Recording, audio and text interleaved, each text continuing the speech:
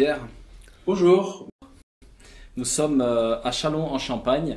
Bienvenue sur ma chaîne Slashcoin. Je parle exclusivement de crypto-monnaie. Aujourd'hui, j'ai un invité spécial. Merci d'avoir accepté mon invitation, Pierre. Bah écoutez, avec plaisir, d'autant que ma spécialité c'est journaliste informatique bancaire. Donc attention, on est dans le vif du sujet. On va bien s'amuser. On va quand même commencer dans un premier temps avec l'économie, notamment Christine Lagarde, ancienne dirigeante du Fonds monétaire international durant 8 ans et actuelle nouvelle présidente de la Banque centrale européenne depuis peu. Au micro de RTL, le 30 octobre, Madame Lagarde nous apprend tout d'abord qu'il n'y a pas de récession de prévue par le FMI, puis, dans un second temps, nous explique que l'impact des taux négatifs affectera toutes les dimensions de la société. Qu'il s'agisse des salariés, des épargnants ou des emprunteurs, ce que nous révèle Madame Lagarde, c'est surtout, je cite, « On sera plus content d'avoir un emploi que d'avoir une épargne protégée. » Que faut-il en penser ? Bah écoutez, que faut-il en penser? Je pense que elle a tout dit, hein. C'est-à-dire que, bande de gueux, soyez ravis d'avoir encore un boulot et qu'on vous paye. Hein. C'est un peu comme vous savez, la scène des visiteurs, on vous jette un poulet par terre et puis et que les gueux vont aller, voilà, ils sont contents d'avoir leur cuisse de poulet et qui dorment devant la porte. Hein. Là, Christine Lagarde a fait très fort. Hein. Moi, je vous invite à aller sur la colonne droite de quotidien.com parce que j'avais fait un concours sur elle. Il y a je sais pas, il y a peut-être 8-10 ans à la radio. Vous savez que Sarkozy l'avait présenté. Elle devait être élue conseillère municipale de je ne sais plus quel arrondissement de Paris, je crois que c'est le deuxième. Et alors, ils avaient pris une photo de Christine Lagarde et donc ils avaient mis les nouvelles du 12e. Hein, enfin, vous le montrerez, c'est très drôle. Et en fait, il lui avait retiré, parce que sur la photo originale, elle avait ses perles Mikimoto, elle avait son collier de perles, sa Rolex, etc., etc. Et donc, ils lui ont tout enlevé, c'est-à-dire comment dire, les boucles d'oreilles, le collier de perles, enfin, tous les accessoires, les bijoux, etc., qui faisaient vraiment trop bourge pour le 12e. Vous voyez, on est dans le 12e arrondissement de Paris, c'est pas le 16e. Et donc, pour que les gueux votent pour Madame Lagarde, voilà, donc ils ont fait c'est un peu à la Staline, vous voyez, c'est à la Staline, lui, découpait les opposants, hein, les effacer de la photo. C'était Photoshop avant l'heure. Et là, on a eu Madame Lagarde photoshopée de ses bijoux. Et donc, avec nos lecteurs de la revue de presse, on l'a mise à poil. On s'est dit, bon, puisqu'ils ont enlevé ses bijoux et le machin, on va continuer, on va lui enlever tous ses vêtements. Voilà, donc vous pouvez montrer quelques photos de Madame Lagarde. Et donc, ce qu'elle a dit là, si vous voulez, ça reflète tout à fait ce qu'on avait fait à l'époque. C'est-à-dire que d'un côté, vous avez les ultra-riches, les 0,1% de la population. Madame Lagarde, n'oubliez pas, qui était une femme extrêmement soumise à Monsieur Sarkozy, on a les lettres privées. Et donc là, elle a été nommée par la grâce française, hein, parce que elle a été nommée donc à la tête de la BCE, donc ce qui fait quand même, je ne veux pas dire grincer des dents, mais sourire plutôt, parce que c'est une avocate, elle n'a aucune formation bancaire, mais à la limite c'est pas plus mal, hein, elle a été une excellente ministre de l'économie, mais le problème c'est que là elle doit gérer des centaines de milliards, voire 1 ou 2 trilliards de fausses monnaies européennes, et elle va être, en fait je veux vous dire, vous savez la raison pour laquelle ils l'ont placée, c'est parce qu'elle est bilingue anglais, point. C'est aussi simple que ça. Voilà. Et elle apprend l'allemand en ce moment. Et voilà, elle apprend l'allemand. Je pense qu'elle ne sera pas pire que Mario Draghi, de toute façon. Et vous savez, le commun de tout ça, c'est extrêmement simple. Des gens comme Mario Draghi, pas Christine Lagarde parce qu'elle est avocate, mais tous les autres économistes banquiers, ils ont fait des études d'économie et ils ont appris, si vous voulez, des théories économiques d'il y a 70 ans qui aujourd'hui, bien entendu, ne tiennent absolument pas la route. Je veux dire, Internet n'existait pas du temps de Keynes, le transport aérien n'existait pas du temps de Keynes, la vitesse, le temps, etc. Enfin bon, tout ça, à l'époque de Keynes, il y avait des frontières. Hein, il ne serait jamais venu à l'idée de Keynes, hein, de dire tiens on va supprimer les frontières, etc. Vous voyez, il y avait les rentrées douanières, hein, c'était important. Bref, on est dans un monde où on nous enseigne, ou du moins qui est tenu par des gens qui sont restés sur des trucs qui datent d'il y a 70 ans. C'est un peu, l'idée, si vous voulez, c'est un peu comme si les taxis à Bruxelles ou à Paris étaient encore, vous savez, des calèches avec des chevaux. C'est un peu l'idée, mais intellectuellement, mentalement, ils en sont là, quoi. D'où le problème, si vous voulez, d'où le clash qu'il y a aujourd'hui avec les cryptos, parce que ces gens ne peuvent absolument pas comprendre ce qu'il en est. Aujourd'hui, s'il y a des gens qui maîtrisent la totalité de l'économie mondiale, c'est les gens de Visa, ou éventuellement de Mastercard. Voilà. Et justement, en parlant du réseau Visa, ils ont lancé une opération, Pepsi. Oui, c'est des banques, c'est une alliance de banques européennes qui ont décidé. Alors, j'ai jamais compris pourquoi ça leur a mis 30 ans pour remonter à la cervelle. Hein. Ça vous montre à quel point ces banquiers sont stupides. Parce que Visa et Mastercard se sont emparés totalement du marché de la carte de crédit dans les années 80, 85, 95. On est en 2019 aujourd'hui. D'un seul coup, les banquiers ont réalisé que Visa et Mastercard tiennent contrôlent la totalité du marché des cartes de crédit, éventuellement avec Amex. Et que donc il faudrait peut-être une marque qui s'appelle Pepsi ou je sais pas quoi.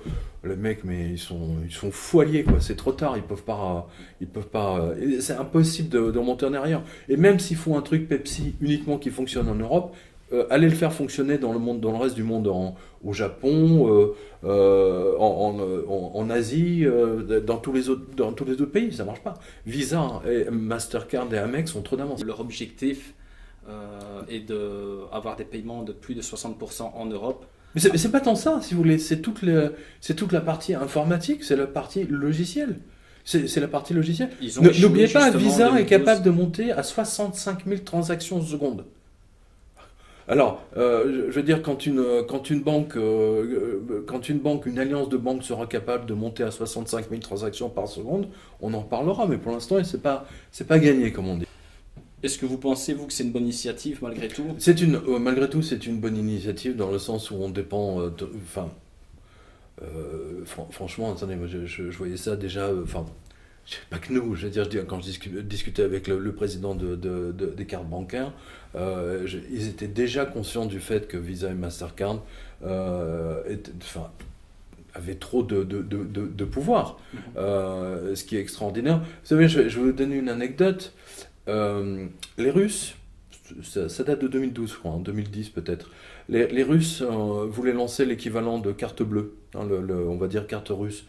Et l'ambassadeur des États-Unis en Russie, a fait des pieds et des mains aussi bien du bureau du président de l'époque, je ne sais plus si c'était Poutine ou Medvedev, peu importe, ainsi que de manière à ce que ça ne se fasse pas et à ce que Visa soit le seul opérateur dans toute la Russie. Ça a été voulu. Voilà. Et je rappelle à vos spectateurs que le grand centre de traitement de calcul de Visa se trouve juste en face de la CIA à l'anglais. À McLean, c'est très important.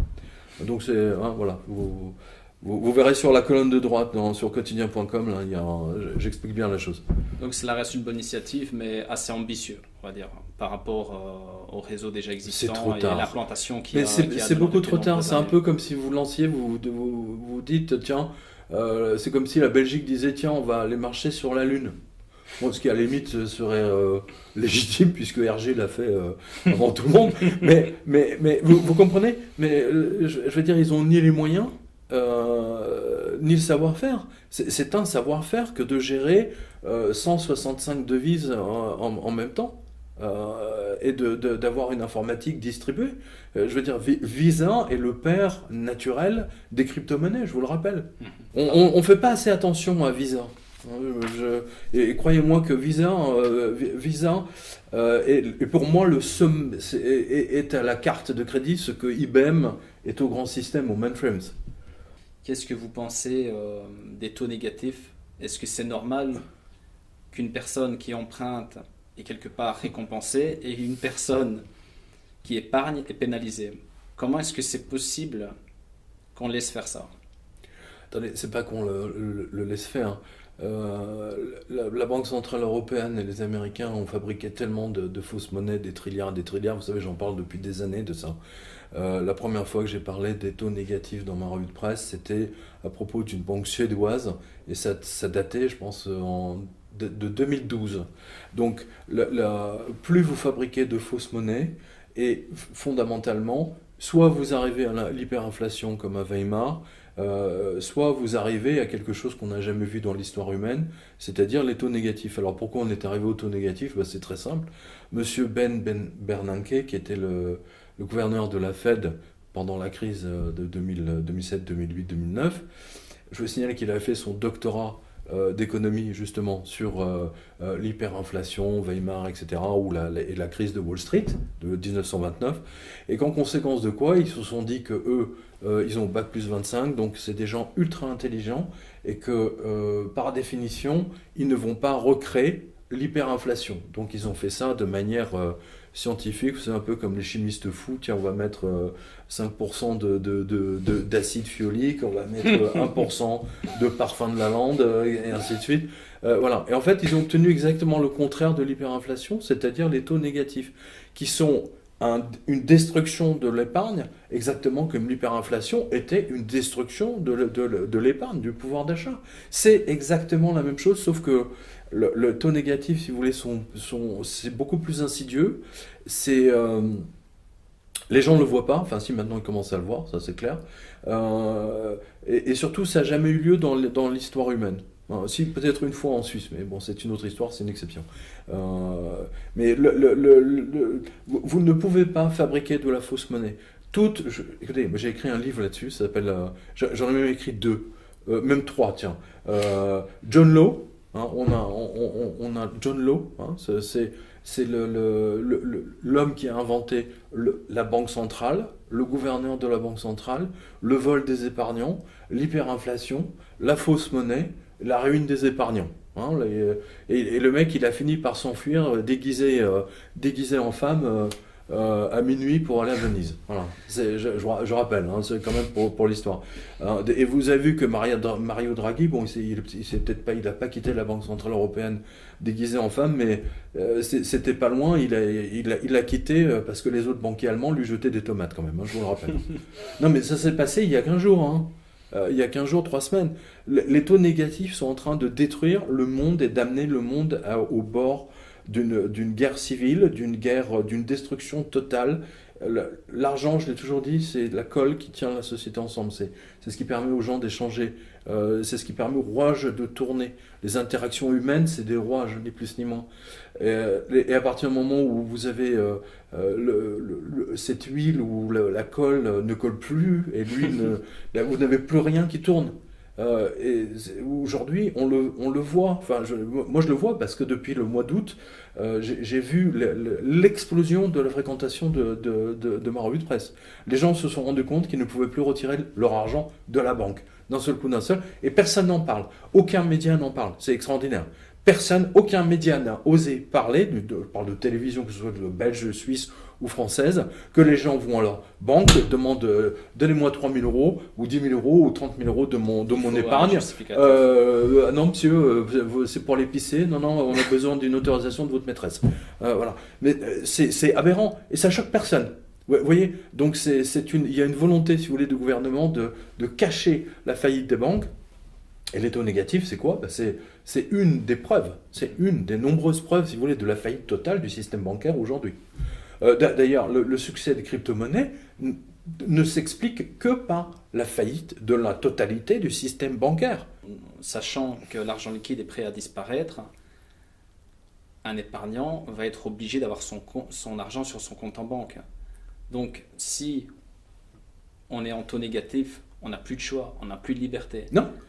Si aujourd'hui vous n'avez plus de compte en banque, vous êtes mort. Soit vous êtes clochard, soit vous êtes mort.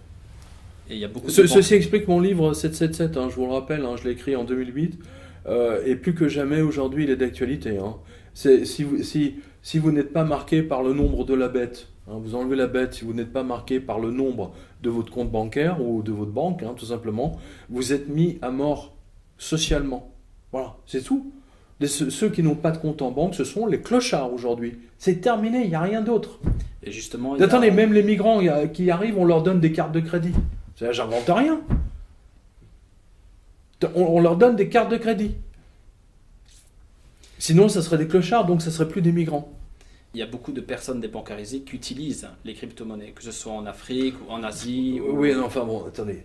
Beaucoup de ne confondez pas débancarisés avec bancarisés en faillite. C'est pas la même chose. Hein. Les débancarisés, je veux dire, c'est pas parce que vous êtes au Nigeria ou je ne sais quel, ou en Namibie ou dans, comme dit. J'allais citer Trump. Bon, on va être gentil. N'oubliez pas, les pays qui l'utilisent le plus, mais quand on dit le plus, c'est pas toute la population, c'est les pays qui ont connu des faillites monumentales bancaires, d'une part, et ensuite une faillite de la monnaie. Hein, la monnaie qui ne vaut plus rien. En l'occurrence, le Chili, le Paraguay, l'Uruguay, enfin tous les... Venezuela. Venezuela, bien entendu, et surtout l'Argentine. Hein, l'Argentine, c'est le pays, avec le Venezuela, aujourd'hui, qui utilise le plus. Ensuite, vous avez des pays africains, quelques pays africains, mais ça requiert, si vous voulez, une installation informatique, Internet, etc., ce qui n'est pas vraiment le cas de l'Afrique aujourd'hui, donc on oublie. Voilà. Et surtout, aujourd'hui, maintenant, c'est surtout en Europe de l'Est. Hein, mais aujourd'hui, avoir une crypto-monnaie, c'est pas simple. Hein, parce que moi, je vois tous les spécialistes de la crypto-monnaie qui vous parlent comme si c'était extraordinaire. Non, c'est pas extraordinaire du tout. C'est plutôt chiant. C'est même très compliqué d'avoir un porte-monnaie en crypto-monnaie. Quand c'est pas votre porte-monnaie, c'est la société qui vous le tient qui se fait pirater. Donc, c'est pas mieux. Hein, excusez-moi, mais aujourd'hui, la crypto-monnaie n'est pas la panacée ultime. Hein. C'est peut-être une des solutions à condition vraiment de maîtriser le truc de A à Z. C'est pour ça d'ailleurs que ça n'a aucun succès en France. Il faut vraiment déjà être dans le milieu et connaître tous les différents mécanismes qu'il faut savoir pour que ce soit exactement, acheté, c'est comme il y a 20 échangé. ans, si vous voulez, quand on était les premiers à se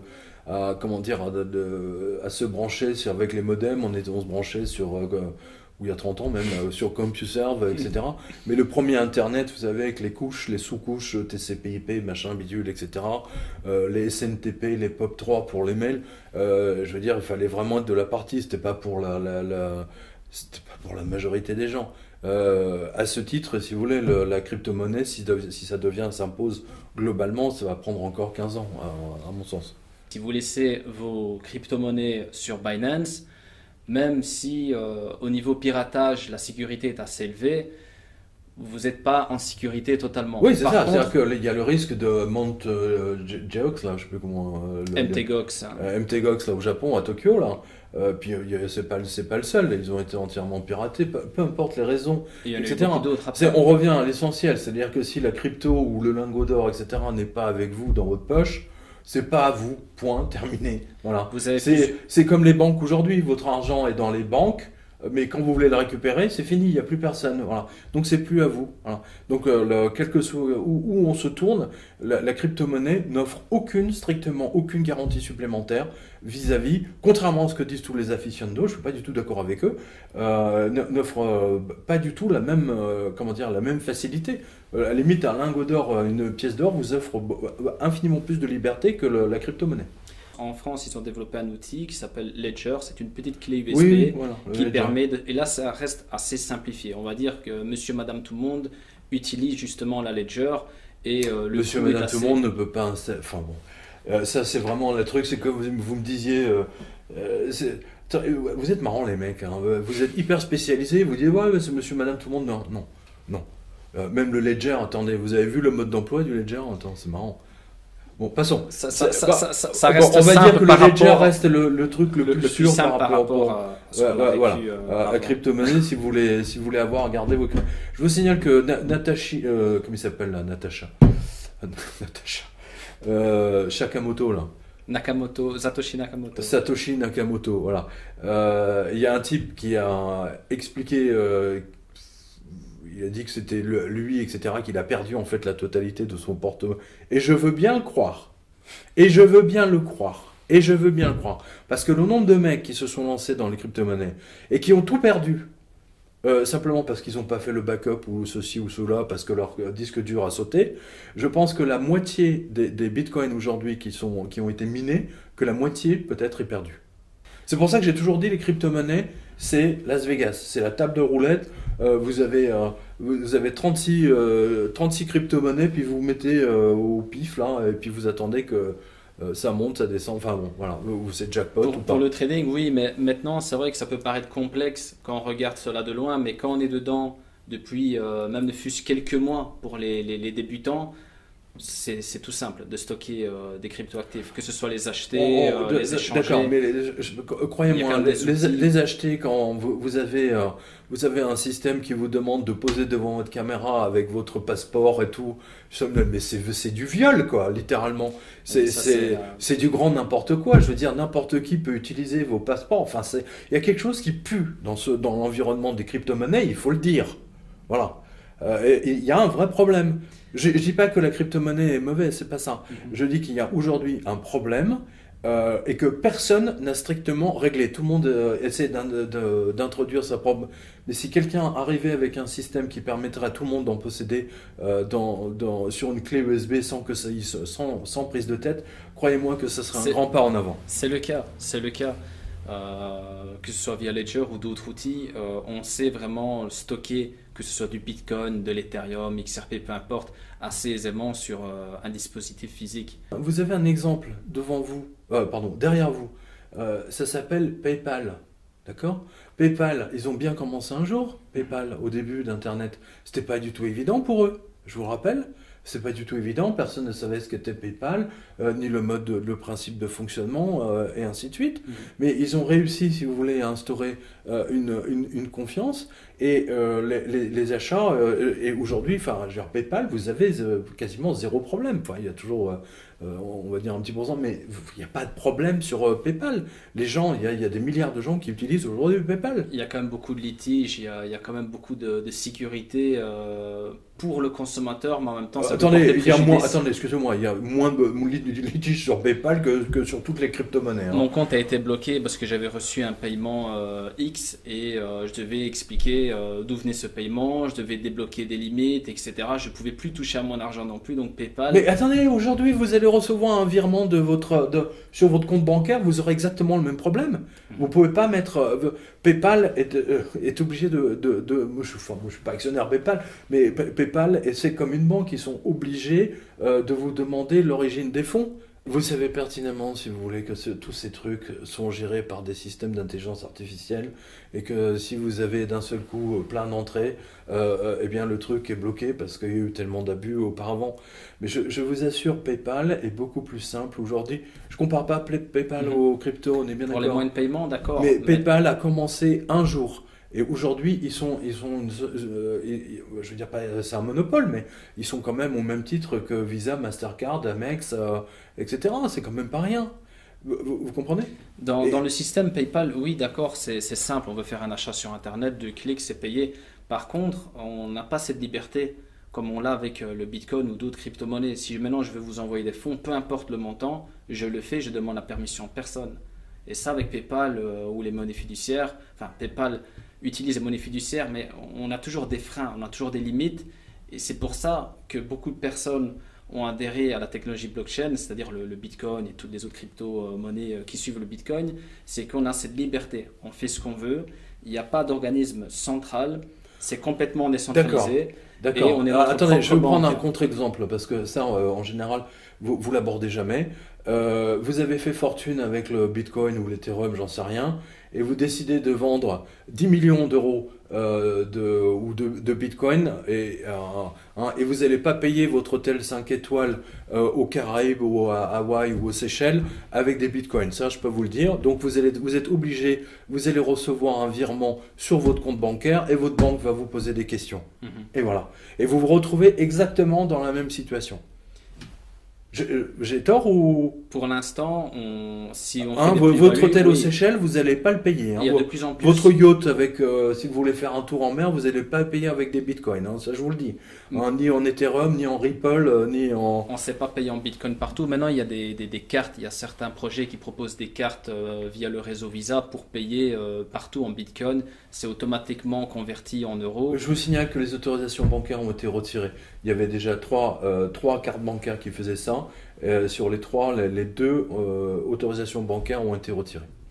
Hormis les cartes bancaires, il y a aussi de plus en plus d'interfaces C'est un web vendeur de Bitcoin, qui etc. proposent. Non, mais Il y a des, il refuse de voir en fait le problème. Moi, Ah, je suis pas contre les cryptos, mais vous pouvez pas expliquer au public que les cryptos c'est la solution à tout, c'est pas vrai. Non, pour l'instant, non. Mais on sait ce que ça vaut. On sait dans quel secteur nous sommes. Et on remarque aussi que de plus en plus de marchands acceptent, je vais dire du Bitcoin, mais pas que, parce que le Bitcoin, c'est un peu la monnaie refuge, la monnaie symbolique. Maintenant, il y a d'autres projets qui se mettent en avant pour les solutions de paiement, avec des transactions très élevées aussi, avec des réseaux très élaborés. Et il faut dire, c'est qu'aujourd'hui, on est vraiment au tout début de ça.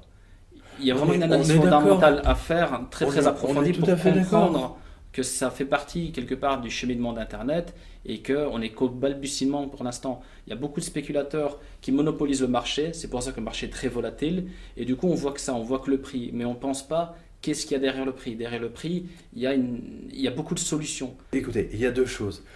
Un, tous les utilisateurs, si vous voulez, comment dire, de crypto sont exactement les mêmes que ceux qui étaient sur Internet il y a avant que ça s'appelle Internet, il y a, je sais pas, il y a 25 ans. Avant Internet, c'était la micro-informatique dans les années 80. Hein. Et avant la micro-informatique des années 80, c'était la hi-fi. Hein. Il y a toujours une pointe de technologie. Vous voyez, aujourd'hui, les crypto-monnaies, c'est quelque chose d'absolument extraordinaire. Ça apporte des services, pas forcément de monnaie d'ailleurs, hein, c'est plus de résolution de contrats, parce que ça c'est quelque chose... En fait, tout votre système est en train de virer sur la résolution de contrats aujourd'hui. C'est plus des résolutions de contrats que des résolutions de monnaie, pardon. C'est ça qui est intéressant. Je vous parle notamment comment dire, du réseau bancaire IBM que IBM a mis en place, et ce sont des blockchains en fait qui valident les virements d'une banque européenne, américaine, sud-américaine. Vous parlez de Ripple. Ils utilisent effectivement la technologie Ripple qui est dedans. Voilà, mais il y a plein de... Vous avez par exemple des ventes de pétrole avec des tankers qui sont arrivés, je sais pas moi, au Havre ou ailleurs, et qui ont délivré, je sais pas, pour le 20 millions de dollars de pétrole. C'est réglé effectivement via des blockchains, alors je ne sais plus laquelle, mais donc on va vers ça, tout ce qui est assurance, etc. On voit qu'il y a une division, hein, c'est-à-dire d'un côté les crypto-monnaies, Ethereum, etc., toutes les nouvelles cryptos, même Dieudonné s'y a mis. Je veux dire, Dieudonné nous vend une monnaie africaine, il vend ça à des blancs français, donc je trouvais ça assez amusant avec des Marocains. En disant que ça va améliorer le truc en Afrique, au Niger. Bon, moi je veux bien. Pourquoi pas? Je veux dire, c'est universel.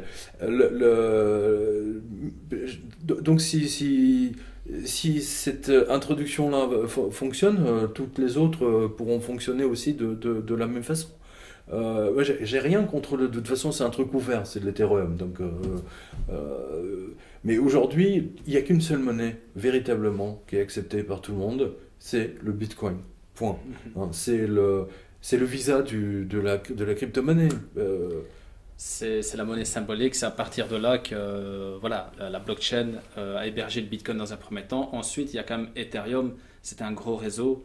Même si le Bitcoin est arrivé en premier, à partir d'Ethereum, tous les projets se sont greffés justement sur Ethereum pour développer leur entreprise, leurs solutions. Donc ça, on va dire, c'est la deuxième crypto-monnaie la plus connue. Et ensuite, bon, il y a XRP, on en a parlé, Ripple, qui utilise les services Ripple.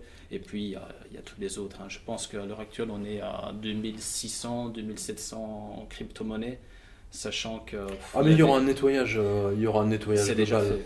Dans l'informatique, il y a toujours un nettoyage, hein. C'est-à-dire, par exemple, quand il y a eu l'émergence du PC, hein, de l'IBM PC, 3 ans après, vous aviez à peu près, je sais pas, au moins 2000 fabricants d'IBM PC, de compatibles IBM PC. Et tout ça a été nettoyé, le plus célèbre étant Compaq, hein, voilà. Et tout ça a été nettoyé, ils ont tous disparu, mais vous constaterez que IBM a disparu avec. Hein, voilà. IBM PC n'existe plus, hein, c'est terminé. C'est chez les nouveaux. C'est intéressant à observer. Donc aujourd'hui, les crypto-monnaies ont été démolies à partir du moment où les Américains, et ça a été volontaire, ont créé un marché à terme, et c'était pour démolir le cours du crypto qui était arrivé comme le lingot d'or à 20 000. Et à partir de ce moment-là, c'était plus possible pour les Américains. Il fallait le détruire. Voilà. C'est comme ça qu'ils l'ont fait avec la vente à terme. Comme ils le font pour l'or. Ils vendent de l'or qu'ils n'ont pas. Et ainsi de suite. C'est un grand classique de l'escroquerie américaine. Ne l'oubliez pas, les États-Unis ont été...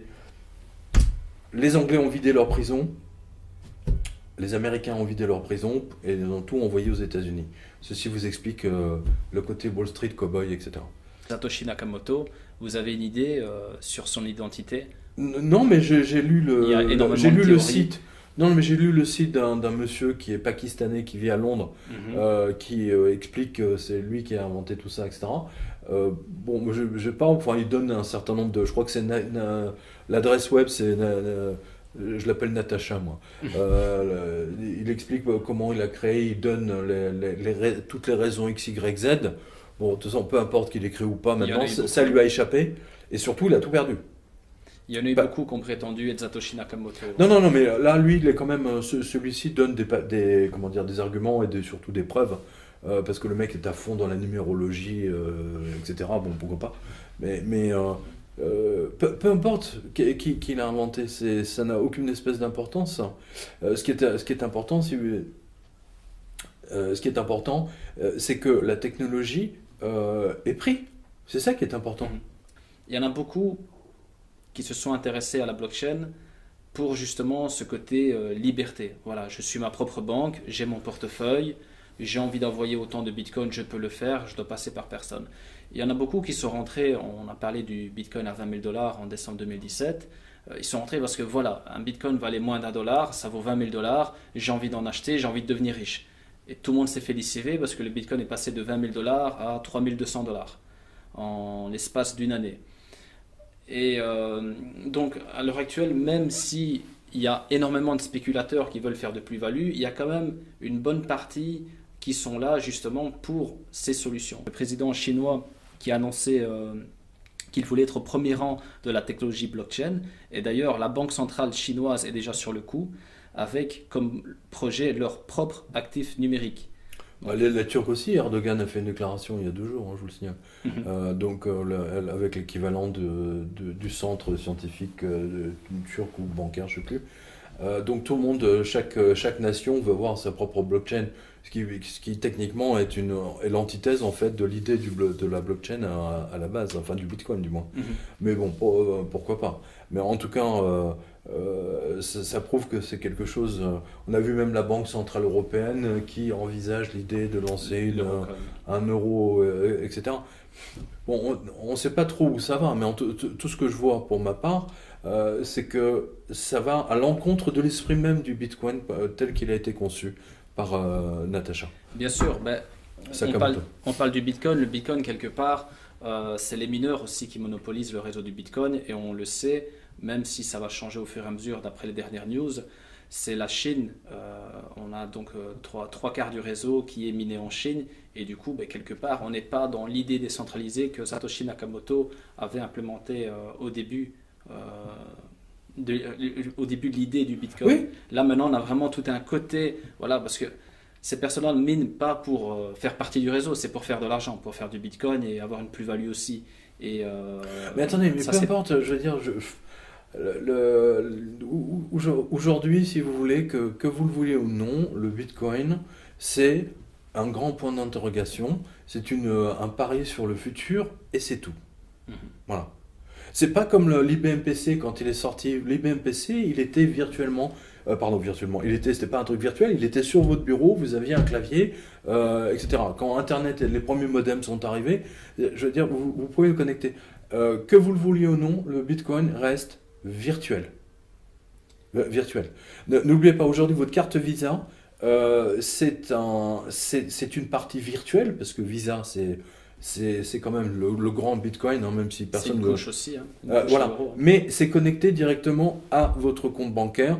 Et votre compte bancaire, il est au coin de la rue, vous pouvez aller voir votre banquier. Quand même, ça rassure les gens. Le Bitcoin, je suis désolé, mais enfin, quel que soit le Bitcoin ou la crypto-monnaie, ça n'offre rien. Vous savez, nous, au Jardin des Libres, on avait mis en place, si on a eu, je sais pas moi, 10-15 paiements en Bitcoin ou en Ethereum, c'est bien le maximum. Hein. Les gens, c'est compliqué, hein. C'est vraiment compliqué. Alors, il y en a eu, mais bon, c'est pas une panacée, quoi. Ça représente 0,001% Enfin, ça représente rien, on va dire zéro. Voilà. Ben, je veux dire, on a plus de lecteurs qui vont à la maison d'édition, physiquement, qui prennent le bus ou le métro ou qui viennent en voiture, que le type qui va payer en Bitcoin, quoi. Donc ça veut tout dire. Ça fait quand même 2 ans que c'est là et ça prend pas. Depuis la bulle de 2017, tout le monde a entendu parler du Bitcoin. Certaines personnes se sont converties, voilà, je vais acheter du Bitcoin parce que c'est intéressant. Mais c'est vrai qu'à l'heure actuelle, on est encore vraiment petit nombre par rapport à la masse humaine. Mais malgré tout, les technologies qui sont développées en ce moment sont prévues justement pour une adoption de masse. Donc là, on est vraiment au tout début, comme vous l'avez dit, c'est une croyance quelque part. Moi, je ne peux pas affirmer que le Bitcoin va être la monnaie, enfin, comme beaucoup aiment le dire. C'est une croyance, moi, basée sur mes propres recherches personnelles. Hein. J'ai analysé, que ce soit... On va dire que c'est une approche philosophique. Bah, attendez, dans les années 80, si vous ne croyez pas, tous les gens qui ont raté le virage Internet, 10 ans plus tard, ils étaient obligés de prendre le wagon. Tous les gens qui ont raté le wagon de la micro-informatique, 10 ans plus tard, ils étaient dépassés professionnellement. C'est la même chose. Donc à un moment donné, il y a un... mais ici, si vous voulez, vous touchez directement à l'argent des gens. Et là, ça pose un problème parce que garder la valeur, ça pose un problème. Vous pouvez le perdre à tout moment. Et c'est ça qui représente le pire des problèmes de toutes les crypto-monnaies et le Bitcoin en premier. On parle beaucoup de la crise de l'euro. Vous pensez que si vraiment l'euro s'effondre, par exemple par rapport au yen ou au dollar, est-ce que le Bitcoin, est-ce qu'il y aura un impact sur le Bitcoin? Oui, bien sûr. Bah, quand au Venezuela, les problèmes ont commencé au Venezuela, en Argentine, on le voit, on l'a vu au Nigeria aussi, on l'a vu.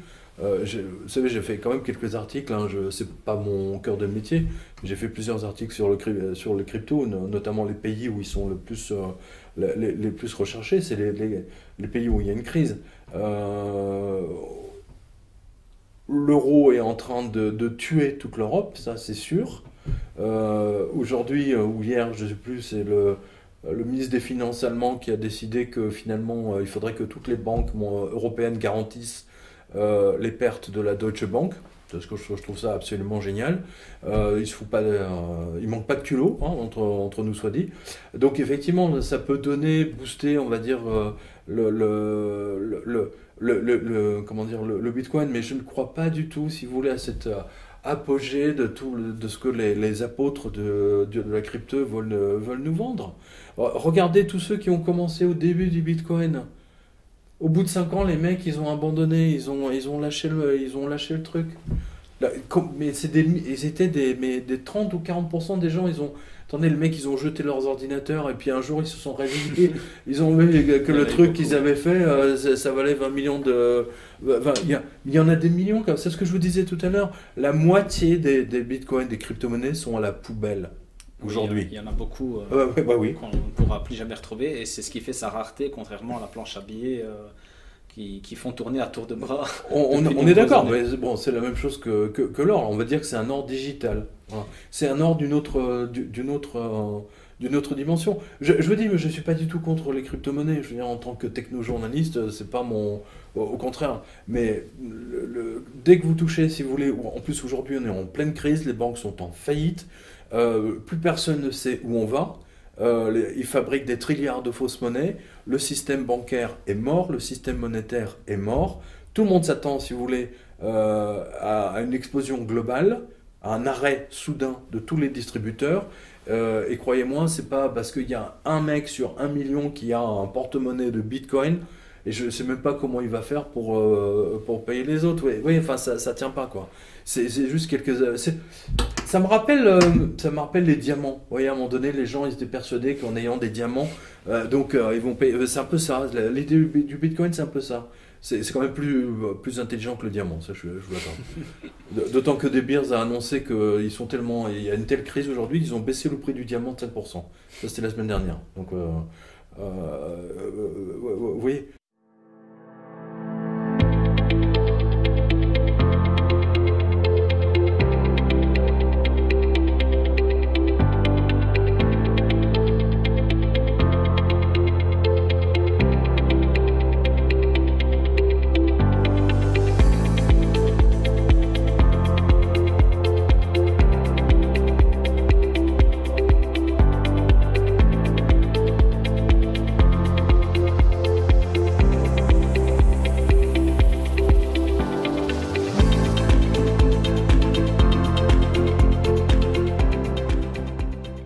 Alors tout à l'heure, j'ai parlé de la déclaration du président chinois. Je me permets de rebondir sur la Chine et aussi la Russie du coup. Est-ce que l'acquisition massive d'or lors de ces dernières années, notamment de la part des gouvernements russes et chinois, pourrait mener vers la création de nouvelles monnaies indexées sur le métal jaune? Ah bah oui, tout à fait, bah c'est l'idée. C'est l'idée. Ça fait maintenant 10 ans que j'observe la Banque centrale de Russie qui achète de l'or tout le temps. Les Chinois, c'est la même chose. Et n'oubliez pas, les Chinois, en fait, on connaît pas trop bien leurs réserves parce que, d'une part, la Chine est un des plus gros producteurs d'or, mais ne donne pas intérieur, hein, j'entends, c'est leur mine à eux, hein, voilà. Donc, d'une part, ils achètent l'or à l'étranger, c'est-à-dire que vous avez quasiment tous les mois, vous avez des avions qui quittent la Suisse et qui emmènent des lingots d'or à Pékin et ainsi de suite. Mais donc, la Chine a littéralement à 2 canaux sur lesquels ils s'alimentent. Et le but ultime, effectivement, parce que je crois que c'est ce qui rassure de toute façon la population, c'est d'avoir une banque. Quand vous savez que votre banque centrale est blindée d'or, ça garantit psychologiquement, comme vous voulez, la monnaie. Hein. Et c'est la même chose pour la Russie. Aujourd'hui, je vous rappelle que la dette de la Russie est de 12%. La France est à 100%. Hein, la Belgique est à 110, je crois. Enfin bon, ils sont. Voilà, l'Italie est à 130. La Grèce est à 180. Voilà, et tous ces gens-là ont l'euro. Hein, on a l'euro sur une monnaie qui vaut rien. Voilà. Qu'est-ce que vous voulez avec une monnaie avec tous les pays qui sont quasiment endettés tous à 100%? Ça vaut rien, nada. Vous comprenez? Ça explique l'accumulation d'or.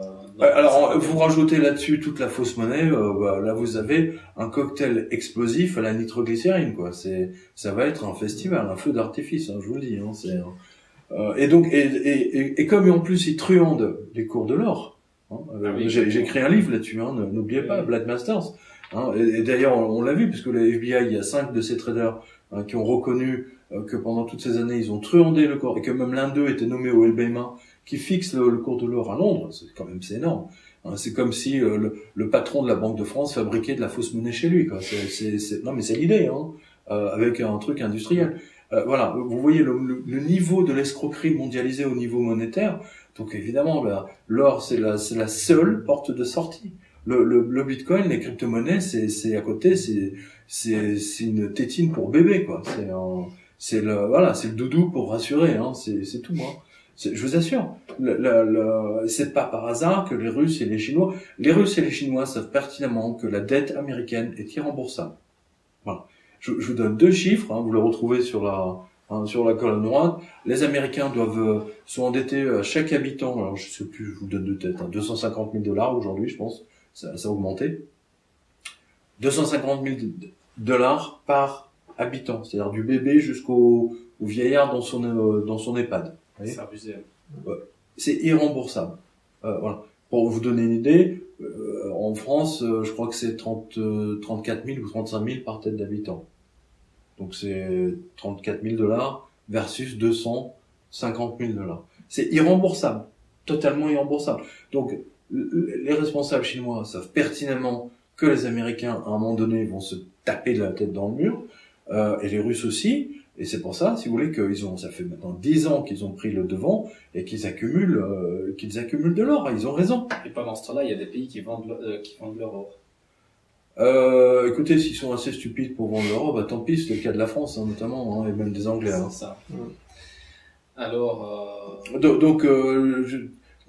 Vous savez, n'oubliez pas, avant la crypto-monnaie, je vous signale qu'il y a quand même, il y a à peu près, c'était en 99, 97, il y avait déjà une crypto-monnaie. Hein, rappelez-vous, elle était basée sur l'or, c'est-à-dire qu'en fait, vous achetiez en fait une sorte de monnaie, on va dire l'ancêtre du Bitcoin, et que vous pouviez transformer en or.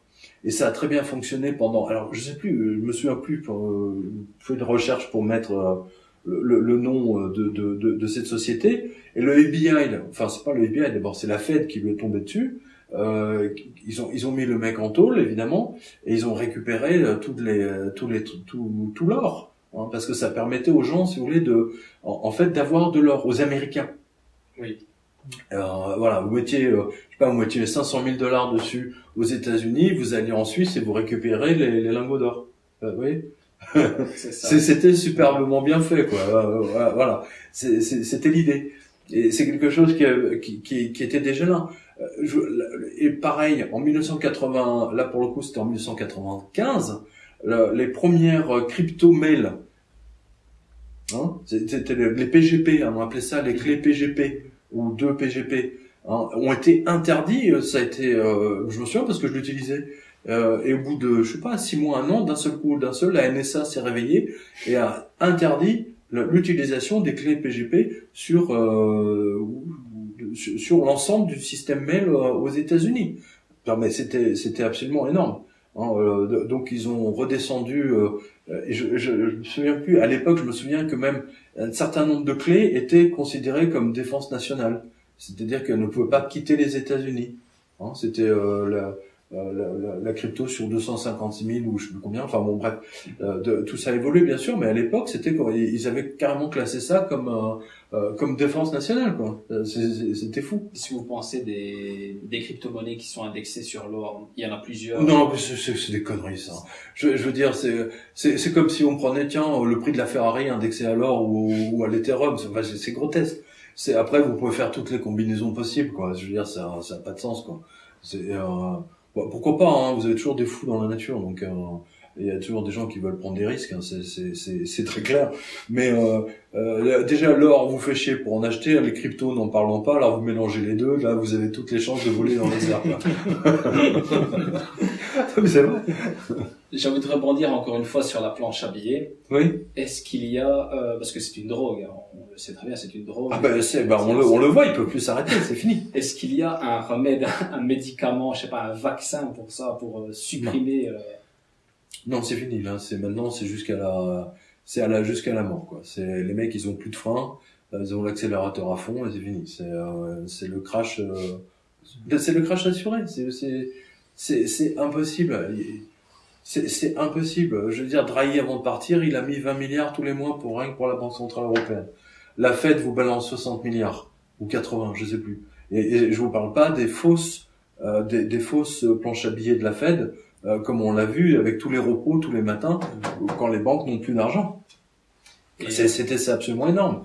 Ils ont balancé quasiment 1,2 trilliard, je crois, depuis le mois de septembre. Ou octobre, je sais plus, c'est mi-septembre. On voit qu'il y a une accélération, si vous voulez, dans dans la faillite bancaire globalisée, et surtout européenne. À rapport à la crise de 2008, vous avez parlé tout à l'heure de guerre civile, etc. Ça pourrait partir si loin? Écoutez, je pense pas que les Grecs, que les Français, par exemple, soient aussi affables, on va dire, ou gentils que les Grecs ou les Chypriotes. Hein, voilà. Je pense que si je l'ai toujours dit et redit ça. En 2008, en octobre 2008, ou même peut-être avant, le gouverneur de la Banque centrale anglaise avait dit, j'étais à 2 doigts d'arrêter tout le système de distributeurs automatiques du Royaume-Uni. Du Royaume-Uni, hein, pas que l'Angleterre. Voilà, vraiment du Royaume-Uni. Et donc, ce qui aurait créé effectivement l'effondrement du système financier européen. Voilà. Et c'est uniquement parce qu'ils se sont tous mis d'accord de prendre tous les impôts de tous les pays européens pour sauver les banques, parce qu'ils se sont dit, bon, si on prend tout l'argent, au bout de 3 ans, on va s'en sortir. Ben non, ils n'ont pas réussi, hein, ça je l'ai déjà dit, et aujourd'hui, ils sont morts. Je vous donne un exemple très simple. La Société Générale ou la BNP, hein, les deux. La Société Générale, en 2008, 2009, 2010, sa situation ne l'a jamais amené à vendre tous ses bijoux de famille. D'accord ? Elle n'a jamais vendu ses filiales africaines, ses filiales en Guadeloupe, Martinique, île Maurice, Polynésie, en Europe centrale, vous voyez, toutes leurs filiales en Italie, etc. Chose qu'elle a été obligée de faire depuis maintenant quasiment 2 ans. C'est-à-dire, elle a tout vendu. Elle a tout vendu. Bientôt, elle va prostituer sa mère, hein, sur le bord de l'autoroute. Hein. Non, mais sa Société Générale, ils en sont là. Ils en sont là. C'est la liquidation totale. Bientôt, on va voir tous les traders, la bite à l'air, place Dauphine. Hein, Non, mais attendez, c'est une boutade, mais c'est la réalité de la Société Générale aujourd'hui. Et quelle est la solution alors par rapport... Enfin, maintenant, c'est trop tard, vous voulez dire. C'est trop tard. Il y a plus, non, mais c'est trop tard. De toute façon, le système est empoisonné. Littéralement, la preuve en est, c'est que vous ne pouvez pas retirer votre argent des banques. Merde. Si vous trouvez ça normal, c'est que vous êtes fou, allié. Ou alors vous êtes les gens sont inconséquents. Vous travaillez, vous passez 8 heures par jour, 5 jours par semaine à travailler, et vous travaillez pour 2 employeurs, pour votre employeur qui vous paye et pour la banque qui garde votre argent. Et si vous êtes content, bah écoutez, votez Mélenchon, allez-y gaiement, quoi. Hein, voilà. Non mais c'est n'importe quoi. À partir du moment où vous ne pouvez plus, les gens ne peuvent plus retirer leur argent de la banque, c'est terminé, le système est mort. Et moi je le vois avec mes lecteurs et toutes les informations qui me remontent, je vois que l'étau s'est véritablement resserré et que là les gens se révoltent de plus en plus, qu'ils insultent les gens et ils sortent l'argent petit à petit. Hein, ils veulent pas le laisser. Donc ils achètent de l'or, ils achètent de l'immobilier, ils ont acheté un truc physique. L'autre à 60 000 euros, il s'est payé une vieille Jaguar. Enfin, vous voyez l'idée, ne pas le laisser en banque. Ne le laissez pas en banque, vous ne le reverrez pas. Alors vos assurances vie, non, parlons même pas. Voilà, le système est mort. Pour l'instant, si vous voulez, c'est le Titanic, il a heurté le truc et il continue. Voilà, c'est le système mondial qui petit à petit est en train de s'arrêter. Hein, c'est tout.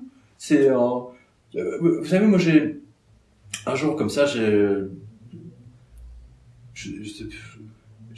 vu l'effondrement des tours. Et le mec a dit oui, alors c'est l'anniversaire de je sais pas combien d'années, l'anniversaire de l'explosion du World Trade Center. D'accord. Et je dis, World Trade Center, c'est le centre du commerce mondial. Bah oui, c'est la mort du commerce mondial, ce que vous voyez là. Hein. C'est fini, c'est terminé. Je veux dire, les boutiques vides à Paris, vous en avez même dans les rues les plus luxueuses, comme la rue du Faubourg Saint-Honoré. Rue du Faubourg Saint-Honoré, je veux dire, quand un commerçant décidait de partir, 6 mois avant même qu'il parte, déjà la boutique était louée à un autre. Vous voyez, aujourd'hui, des boutiques à louer rue du Faubourg Saint-Honoré, hein, elle est sur le Monopoly, vous pouvez vérifier. Vous en avez des pelletés. Vous pouvez vous installer rue du Faubourg Saint-Honoré si vous voulez. Voilà, sans aucun problème.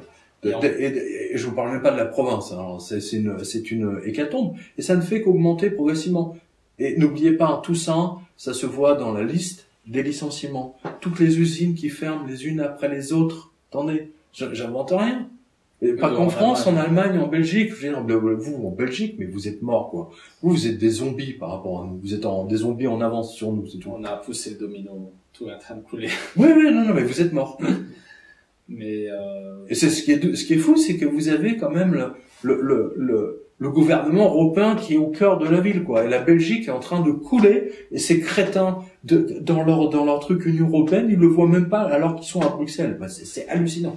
C'est hallucinant. Mais les mecs, ils sont tellement bien payés, tu comprends, ils veulent pas voir. Moi, je touche mes 14 000 euros par mois, le reste, je m'en fous. Voilà. Le problème, c'est que quand la population va se révolter, ils les mettront en pièces, je vous assure. Ça va être horrible à voir. Ça va être vraiment, vraiment horrible à voir. Et en plus de cela, en Belgique, il y a de plus en plus de banques qui ferment. C'est un peu comme les points de poste, hein, les boîtes aux lettres, on a enlevé plus de la moitié. Et en plus de la difficulté d'enlever... Mais elles sont mortes, c'est normal qu'elles ferment. Attendez, vous venez de dénoncer voilà, elles sont mortes, donc elles ferment, on les enterre. Voilà, c'est tout. C'est quelle banque là qui ils ont fermé la totalité de leurs distributeurs. Voilà. Exactement. La totalité de leurs distributeurs. En Angleterre, ils ont un tiers des distributeurs des DAB en Angleterre. Dans le Royaume-Uni, ont fermé. Mais dans la ont lettre, été enlevés. On ne va pas dire que c'est un problème d'argent. On va dire qu'il y a des attaques au bélier dans les banques. Mais non, tout ça, c'est des conneries, vous le savez très bien. Attendez, excusez-moi, moi, j'ai pas vu une seule fois des attaques de bélier sur un distributeur automatique à Londres, ou à Oxford, ou à Cambridge, enfin, ou en Écosse, ça existe pas. C'est des menteurs. Les banquiers belges sont pires que les banquiers français, de toute façon. Donc c'est un manque de liquidité. Elles sont mortes. Il n'y a plus d'argent. Elles sont mortes. Donc, quand vous enlevez une banque, enlève les distributeurs, c'est pour qu'on ne retire pas l'argent des comptes, tout simplement. Voilà. Je veux dire, il faut prendre les choses en valeur absolue. Et par rapport aux banques aussi, on peut plus rentrer dans une banque comme dans un moulin, comme avant on pouvait le faire. C'est tout sur rendez-vous. La moitié des permanences. Mais là aussi, c'est pour vous empêcher de retirer votre argent. C'est uniquement pour ça. C'est tout, je veux dire, c'est pas compliqué. Mais attendez, mais c'est pas compliqué, enfin réfléchissez 2 secondes. Là, il faut un rendez-vous avec mon banquier, mais je l'emmerde, le banquier, moi. D'abord, c'est même plus des banquiers, c'est des guichetiers qui en savent moins que vous. Je veux dire, tout ce qu'ils sont bons à faire, essayer de vous vendre une assurance vie à 0% par an, c'est génial. Voilà, bonjour le guichetier, hein, il a pas d'avenir, le mec. En plus, tous ces mecs-là vont être virés, c'est ça qui est génial. Mais il continue quand même à faire la pute pour la banque. C'est ça qui est extraordinaire. Tous ces mecs-là vont être virés. Regardez la Fortis. Hein, c'est une banque belge, hein, à mon avis. Elle est morte, elle est foutue. C'est BNP Paribas qui a... Non, mais attendez. Si BNP, c'est quand 2 banques fusionnent, sachez qu'il y en a toujours une qui est morte. Hein. Ah bah oui. Ouais, voilà. Donc c'est là, en l'occurrence, c'est la Fortis. Hein. Voilà. C'est Fortis, oui. On va passer à la dernière question. Avez-vous investi dans les crypto-monnaies? Ah mais bien sûr que j'ai acheté des crypto-monnaies, évidemment que j'ai acheté, pas évidemment. Attendez, un journaliste techno-bancaire, attendez, je peux pas passer à côté de ça. Ça aurait été, c'est comme si dans les années 87, vous m'aviez demandé si en tant que journaliste informatique, j'avais un modem et si je savais l'utiliser, si je savais démonter un téléphone dans un hôtel et me brancher dessus. Vous voyez, c'est un peu l'idée, quoi. Non, moi je fais partie des journalistes à l'ancienne, c'est-à-dire que je fais quand je parle d'un truc, je le fais vraiment. Enfin, je sais l'utiliser, quoi. Oui. C'est pas comme les journalistes informatiques qui vous parlent de trucs Apple, hein, et tout ce qu'ils savent faire, c'est appuyer on/off de leur ordinateur, hein, et ils se prétendent journalistes informatiques. C'est ça qui est génial. Voilà. Et vous avez investi avec une vision long terme ou juste pour participer ou c'était un placement? Ah oui, je participe. Non, je participe globalement, si vous voulez. Je suis parti vraiment dans l'idée, si vous voulez, d'accompagner mon CP. J'étais plus branché Ethereum, en fait, techniquement. Bitcoin, Ethereum, j'ai également du Ripple. Qu'est-ce que j'ai encore? Mais je crois que j'en ai pelleté, hein, j'en ai une dizaine, une douzaine, parce que j'aime bien les technologies qu'elles utilisent et que, vous savez, c'est comme à l'époque de l'iFi, vous voyez, vous achetiez le dernier ampli qui fait machin truc, ou alors la dernière enceinte omnidirectionnelle qui vous diffuse à 360 degrés, qui vous revient en écho, enfin j'en passe des meilleurs. Bon bref, c'est un peu l'idée, c'est vraiment ça. Je sais absolument pas si tout ça va fonctionner, si vous voulez, mais mes armoires sont remplies de trucs technologiques, si vous voulez, qui aujourd'hui ne fonctionnent plus du tout. Et les vôtres aussi, j'imagine. Un jour j'étais chez Paul Naref, Michel, enfin le chanteur, et alors Paul Naref, qui est un techno geek, avait une pièce comme ça de 100 mètres carrés où il avait tous les trucs, tous les ordinateurs qu'il avait achetés depuis tout le début, et c'était un véritable musée. C'est-à-dire qu'en fait, il avait acheté des trucs qui n'ont jamais servi à rien, mais sur le coup, ça représentait quelque chose. Hein, voilà. C'est quand on est techno-geek, effectivement, on investit, on achète des trucs comme ça. Pas parce qu'on se projette dans le futur.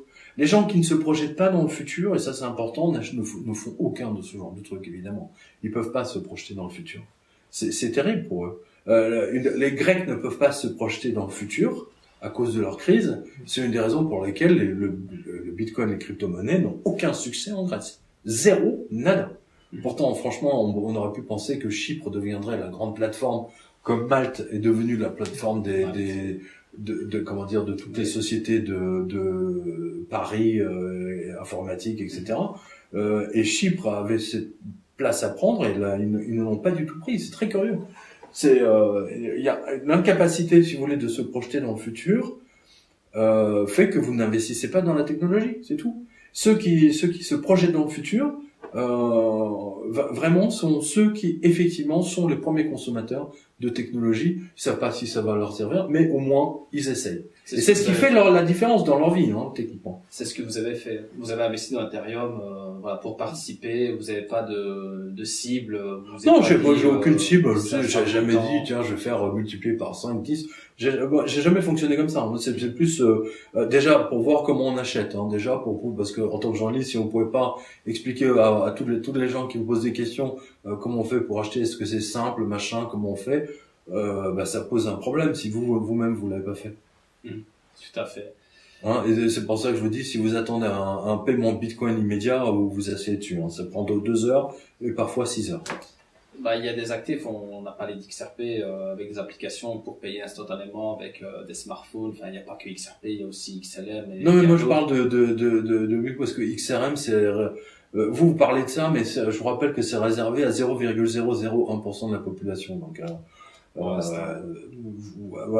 Hein, mais pour le Bitcoin, en admettant qu'il y ait des gens qui ont acheté du Bitcoin comme ça pour voir, qu'ils ont acheté des choses ou voulu payer des choses, entre le moment où ils ont voulu envoyer ou recevoir leur paiement, ils ont constaté qu'ils passent entre 4 heures, 5 heures ou 6 heures même. Hein.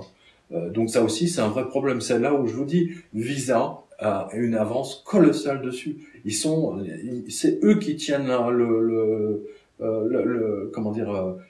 leadership de technologique de tout ça. Si demain Visa dit nous on lance notre crypto-monnaie, demain le Bitcoin n'existe plus. La totalité de l'argent du Bitcoin passe sur Visa. Voilà. En disant Visa, parce que n'oubliez pas l'esprit, et on va terminer là-dessus. L'esprit Visa. Et là, je reviens sur l'histoire de l'argent et de l'humanité, enfin les hommes et l'argent. Au début, le principe, si vous voulez, c'est que on se disait American Express, par exemple, quand les Américains allaient en Grèce ou en France, en Italie, au lieu de se promener avec des tonnes de dollars, ils prenaient des traveler checks. Hein, c'est ce qui a fait la gloire d'American Express. Ne l'oubliez pas, les fameux traveler checks, hein, et qu'ils signaient dans les hôtels pour payer la facture. D'accord. Je vous signale qu'aujourd'hui, les traveler checks n'existent plus. Hein, c'est terminé. Ont été remplacés par la carte, par définition, American Express. La carte Visa, à la base, comme son nom l'indique, Visa, vous pouviez payer dans le monde entier. Dans le monde entier, sans qu'on vous demande quoi que ce soit, sans qu'il y ait un appel. C'était réservé à une élite. Visa était réservé aux millionnaires, aux millionnaires américains. Voilà, on donnait la carte Visa uniquement aux gens très riches qui descendaient dans des hôtels 5 étoiles à San Diego, à Los Angeles, etc. Et les hôtels acceptaient. N'oubliez pas, vous aviez un fer à repasser. Non, vous n'avez pas connu ça, vous êtes trop jeune. Montrez ça à l'écran, ça va faire musée. Oui, le fer à repasser. Non, mais c'est important, le fer à repasser. Il n'y avait pas de téléphone, ils appelaient pas pour vérifier si votre carte était en opposition. Non, mais attendez, il faut vous compreniez ça. C'est vital. Et donc, Visa, c'était l'international. Hein, c'est l'international. Vous pouvez voyager dans le monde entier. Vous aviez une carte Visa, vous débarquiez dans un hôtel à Athènes, à Madrid, etc. Paf, vous payez avec votre carte. Vous n'avez pas besoin de vous promener avec des liasses et des liasses de billets pour payer vos factures. Je vous rappelle, parce qu'à l'époque tout le monde était en liquide. Donc c'était un grand pas en avant. Donc en l'espace de 40 ans, 50 ans, Visa s'est effectivement démocratisé. C'est exactement comme la voiture. Les premières voitures, les grosses Mercedes, c'était uniquement aux très très riches, et qui allaient toujours dans les mêmes endroits, c'est-à-dire les hôtels 5 étoiles, et ainsi de suite, où il y avait un voiturier qui pouvait garer la voiture, qui savait le conduire. Non, mais c'est toujours ça. Donc, Visa, aujourd'hui, prend la décision, on lance une monnaie crypto Visa, vous mettez 200 € dessus, ou je sais pas, 1000 €, on regarde pas ce que vous faites, on s'en fout, vous pouvez l'utiliser dans le monde entier, dans tous les points Visa. Les mecs, mais ils explosent les compteurs, quoi. Il y a Facebook qui a lancé... Non, mais c'est abandonné. C'est déjà Visa s'est retiré du truc. Oui, Visa, Mastercard, TV se sont retirés. Mais c'est Visa. Je vous dis, Visa est le père naturel de la totalité de la crypto-monnaie. Visa possède une intelligence et surtout un savoir-faire informatique qui est colossal, mais qui est totalement fou. Je veux dire, il n'y a aucun service informatique au monde qui arrive, ne serait-ce qu'à, je sais pas moi, à la cheville de Visa, à San Mateo, et ailleurs. Non mais c'est important, vous comprenez ça. Peut-être Mastercard, mais bon, le Mastercard a toujours été des copieurs et c'est toujours des losers, Mastercard. Ils sont pas bons, Mastercard. Et même leur image, elle colle pas. N'oubliez pas, si vous voulez, Visa, si vous voulez, c'est avant tout, c'est la banque qui décide. Donc elle va Visa à San Mateo ne va pas vérifier chaque banque qui délivre une carte sur quoi elle est basée. Des visas, vous en avez plusieurs. Vous avez la Visa standard, vous avez la Visa premier, vous avez la Visa, je sais pas quoi, carte noire comme le café, ou Infinite, ou Black Hole, je sais pas quoi, Galaxy, système solaire, j'en passe des meilleurs. Oui, c'est un peu comme l'Amérique. C'est un peu comme la carte en platinium de la JP Morgan. L'ultra platinium, etc. Ça veut dire que c'est des dépenses à l'infini. Bref, Visa aujourd'hui est pour moi le summum de la banque. Et s'il y a une société, non seulement le summum c'est pas le summum de la banque, le terme banque ne s'y colle pas, de la technologie, de la technologie et de système de paiement. Et aujourd'hui, il y a que 2 vainqueurs dans le monde avec la faillite des banques, etc. C'est Visa, Mastercard, et dans une toute petite mesure, American Express. American Express, ils ont trop fait dans l'élitisme et ça leur a pas réussi. En plus, ils prenaient trop de commissions et ça, les commerçants, ils ont pas aimé. Merci Pierre. Écoutez, merci à vous. Je pense qu'on a fait un tour de table. D'ailleurs, la table est ronde, donc c'est le cas de le dire. Sur les crypto-monnaies, sur les paiements, et sur les limites des cryptos, parce que je le dis souvent aux spectateurs, entre les passionnés comme vous, etc. et vous ne voulez pas voir les difficultés que ça pose. Et les problèmes que ça pose justement l'utilisation des crypto-monnaies, même si c'est quelque chose de fondamentalement qui a un avenir fou. Ça, on est bien d'accord. Merci pour cette interview et à la prochaine. Merci à vous. Alors je rappelle qu'on l'a fait en direct de Châlons en Champagne, donc là on a du champagne. Et c'est sympathique.